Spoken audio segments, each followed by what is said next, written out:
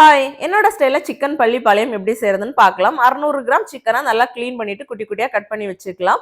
1/4 kilo சின்ன வெங்காயத்தை இந்த மாதிரி தோல் நீக்கிட்டு நீளவாக்கில் கட் பண்ணி வச்சுக்கிறேன். ஒரு 15 வரமிளகா எடுத்துட்டு காம்பு நீக்கிட்டு அதை 2-3 கட் பண்ணி 4-5ல இருக்கிற விதையை நீக்கிக்கிறேன். மற்றதெல்லாம் விதையோட வச்சுக்கிறேன். ஏன்னா இது காரம் கம்மியானது.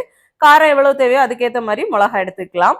இப்போ தேவையான இஞ்சி பூண்டு பேஸ்ட் ரெடி பண்ணி வச்சுக்கிறேன். கறிவேப்பிலை, அப்புறம் கொஞ்சம் தேங்காய் இந்த மாதிரி சிலு சிலா கட் பண்ணி வச்சுக்கலாம். கடாய் அடுப்புல வச்சு ஆயில் ஊற்றி காய்ச்சதும் கடுகு கருவேப்பிலை போட்டு தாளிச்சிட்டு அதில் வரமிளகாவை சேர்த்து நல்லா வதக்கிக்கலாம். அதுக்கப்புறம் தேங்காவையும் போட்டு தேங்காய் கொஞ்சம் கலர் சேஞ்ச் ஆகி வந்ததுக்கு அப்புறமா வெங்காயத்தை சேர்த்துக்கலாம். கல்லுப்பு சேர்த்தா சீக்கிரம் வதங்கி கிடச்சிரும்.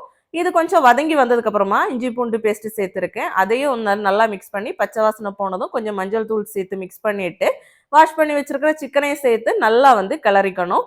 கொஞ்சோண்டு தண்ணி சேர்த்தா போதும். ஏன்னா சிக்கன்லேயே நிறைய தண்ணி விட்டு வரும். தண்ணி சேர்த்து மிக்ஸ் பண்ணிட்டு மூடி வச்சுட்டு அப்பப்போ கிளறி விட்டா போதும்.